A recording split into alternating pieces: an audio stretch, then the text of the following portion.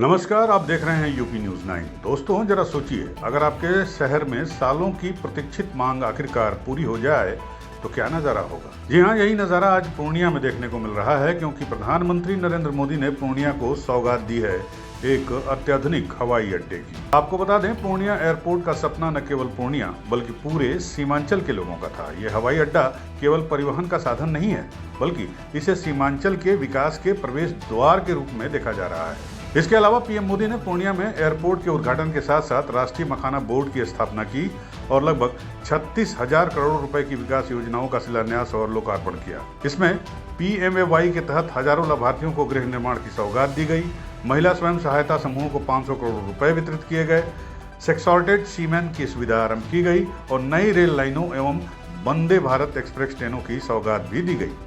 प्रधानमंत्री मोदी ने इस एयरपोर्ट का लोकार्पण भी किया। साथ ही वंदे भारत ट्रेनों की घोषणा से इस क्षेत्र के विकास को एक नई गति देने का काम भी किया। स्थानीय लोग अब इसे ऐतिहासिक और अविस्मरणीय क्षण बता रहे हैं। गौरतलब है कि पूर्णिया में एयरपोर्ट की मांग कोई नई नहीं थी। आजादी के बाद से ही यहाँ के लोग इसके लिए संघर्ष कर रहे थे। सीमांचल का भौगोलिक महत्व हमेशा से रहा है, लेकिन परिवहन के साधनों की कमी आर्थिक और औद्योगिक विकास में बाधा बनती रही।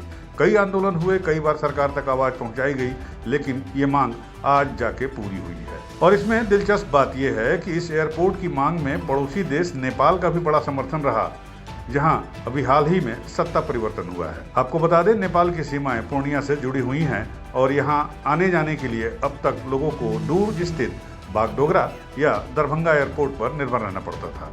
लेकिन अब पूर्णिया एयरपोर्ट के खुलने के साथ ही नेपाल के व्यापारियों, पर्यटकों और आम नागरिकों को भी बड़ी राहत मिलेगी। नेपाल के कई संगठनों और जनप्रतिनिधियों ने सालों पहले इस मांग को अपना समर्थन दिया था। अब जब ये पूरी हुई है तो नेपाल के लोगों में भी खुशी की लहर देखी जा रही है। जोगबनी बॉर्डर से पूर्णिया की नजदीकी इसे और महत्वपूर्ण बना रही है। गौरतलब है कि नेपाल के मौजूदा हालात और कनेक्शन, नेपाल हाल के महीनों में राजनीतिक अस्थिरता और जेन जी के आंदोलन की वजह से सुर्खियों में रहा, लेकिन अब अंतरिम प्रधानमंत्री के शपथ लेने के बाद से ही नेपाल में हालात सामान्य हो रहे हैं।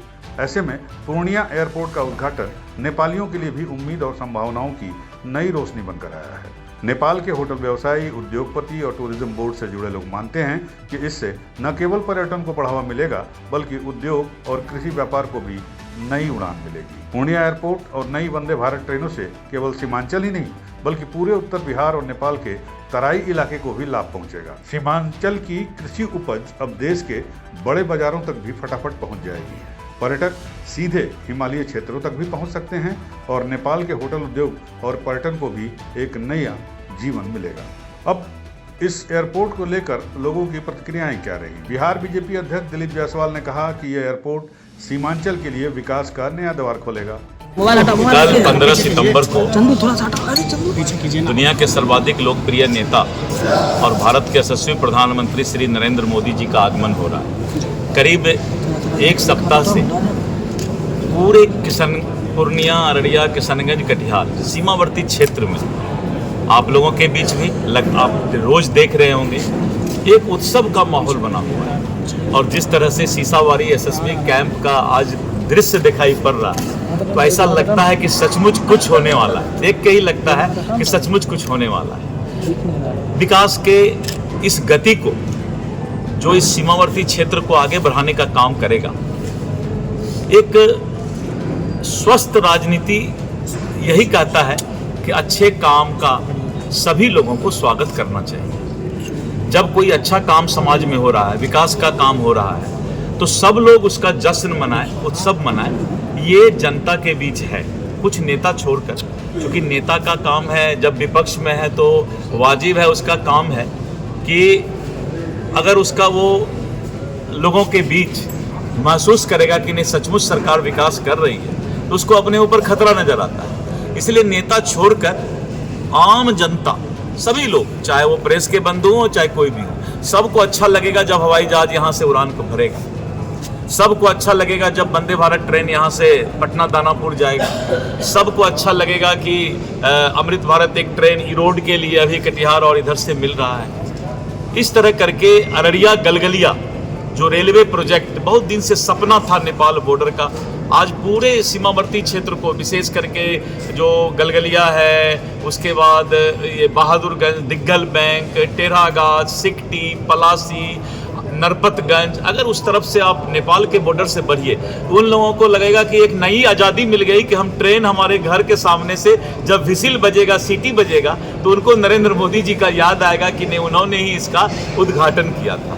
तो इस तरह करके जिस 3800 मेगावाट जो प्रोजेक्ट अभी थर्मल पावर का प्रोजेक्ट का कल शुरुआत शिलान्यास होने वाला है, और इस तरह करके ग्रीन फील्ड हमारा एक्सप्रेस हाईवे का है। उसके बाद हमारा जो है विशेष करके जो रेल, रोड और एयर इंफ्रास्ट्रक्चर में जो बढ़ोतरी हो रहा है, और जो पानी की समस्या, वाटर सप्लाई का जो समस्या था कटिहार में, दरभंगा में, अमृत योजना के तहत कल प्रधानमंत्री जी बहुत बड़ा करोड़ों रुपए का जो है ये दरभंगा, कटिहार और सब जगह के लिए, भागलपुर के लिए जो है इस तरह के योजना का शुरुआत करने जा रहे हैं। तो बिहार को बहुत बड़ा सौगात मिलने जा रहा है। प्रधानमंत्री जी कल विकसित बिहार के सपना को पूरा करने के लिए आ रहे हैं, और साथ में हमारे सभी सरीखे के नेता जो आदरणीय मुख्यमंत्री नीतीश कुमार जी हैं, सब लोग रहेंगे, और पूर्णिया जो है उड़ान भरेगा, सचमुच उड़ान भरेगा कल। अभी तक हम लोग उसको मुहावरा में बोलते हैं कि पूर्णिया उड़ान भरेगा, लेकिन कल सचमुच पूर्णिया उड़ान भरेगा। नेपाल टूरिज्म बोर्ड के अधिकारी भावेश श्रेष्ठ ने हरी टी शर्ट में अपनी खुशी जाहिर करते हुए कहा कि नेपालियों को अब सुविधाजनक यात्रा का विकल्प मिलेगा। ये जो पूर्णिया का एयरपोर्ट बना हुआ है, जो नेपाल का ये कोशी रीजन का सबसे नज़दीक का एयरपोर्ट है, जो 80 किलोमीटर के रेंज में है। अभी हम लोग बागडोगरा एयरपोर्ट जो 2.5 घंटा 3 घंटा लगता है, और दूसरा दरभंगा का एयरपोर्ट भी बहुत दूरी है। तो इस पूर्णिया का एयरपोर्ट जब खुलेगी तो सिर्फ सीमांचल का, या तो पूर्णिया का, या जोगबनी का, या कटिहार का आदमी का नहीं, नेपाल का आदमी के लिए बहुत बड़ा ये सहयोग होगा। क्योंकि हम लोग तो नेपाल का आदमी जो इंडिया तो जाते ही रहते हैं, या स्वास्थ्य के लिए जाते हैं, शिक्षा के लिए जाते हैं, एजुकेशन के लिए जाते हैं, व्यापार के लिए जाते हैं। तो इंडिया का पूर्णिया का एयरपोर्ट से कहीं भी दिल्ली जा सकते हैं, कलकत्ता जा सकते हैं, मद्रास जा सकते हैं स्वास्थ्य के लिए। इसके लिए तो हम लोग को इतना अच्छा होगा, जो भी सिर्फ बिहार का आदमी को नहीं, हम लोग नेपाल का आदमी को भी, ये कोशी रीजन का आदमी के लिए बहुत अपॉर्चुनिटी होगा, ये जो बहुत अच्छा है। जो हम लोग नेपाल की तरफ से, कोशी प्रोविंस की तरफ से ये भारत सरकार को, बिहार सरकार को हार्दिक धन्यवाद भी देना चाहता हूँ कि एयरपोर्ट खुलेगी तो सिर्फ भारत को, इंडिया को, बिहार को नहीं, हम लोग को भी बहुत सुविधा हो। नेपाल के होटल व्यवसायी और उद्योगपति ने बताया कि अब उनको दिल्ली और अन्य महानगरों तक सीधी जो हमारा इंडिया का जो पूर्णिया में जो हमारा जोगबनी के जो पास में है, वो बहुत अच्छा लगेगा आपको। जो पूर्णिया में एयरपोर्ट जो बन रहा है, अभी उद्घाटन होने चर्चा है, वो हमारा बहुत वहाँ बनेगा। तो हमारा जो हमारा सिलगुड़ी के पास जाना पड़ेगा बागडोगरा, यहाँ से जो जोगबनी के पास में बनेगा, तो हमारा स्टेट बनेगा जो पास में बनेगा। बहुत हमारा बहुत खुशी का बात है। भेड़ेटार नेपाल की महिला होटल व्यवसायी ने कहा कि भारतीय पर्यटक आसानी से नेपाल आएंगे, जिससे उनका कारोबार बढ़ेगा। इसलिए वो तो मिलेगा ही मिलेगा। जो अब एयरपोर्ट बन रहा है, सुविधा हो गया है ना, जो वो बन जाएगा तो जितने अभी आ रहे हैं उससे ये तो दोगुना बढ़ जाएगा पर्यटक। इसके लिए तो बहुत खुशी का खबर है। अगर यहाँ से जाती हैं तो सबसे नज़दीकी एयरपोर्ट आपका पूर्णिया एयरपोर्ट पड़ेगा। हाँ। ओनली 80 किलोमीटर्स पर है। पहले तो हम लोग बागडोगरा पे हाँ, पहले आप बागडोगरा पे जाती थी, तो आप लोगों का भी आगमन और कहीं जाना हुआ हिंदुस्तान में, तो आप लोगों के लिए भी इजी गोइंग हो जाएगा। बहुत एकदम ही बहुत। पूर्णिया के निवासी जो लाल टी शर्ट में खुशी जता रहे थे, उन्होंने कहा कि वो इसे अपने जीवन का ऐतिहासिक दिन मानते हैं। उसी वक्त से अभी बता रहे हैं आपको, 30 ईयर से मैं यहाँ हूँ। उसी वक्त से अभी तक ऐसे डेवलप हो रहा है कि ये दे नहीं सके उसी वक्त, क्योंकि ये जगह बहुत popular, already very nice place. अगर वो होता तो बहुत लोग वेलकम, इंडियन लोग और नेपाली तो मेरे से टूरिज्म के लिए बहुत पॉपुलर है।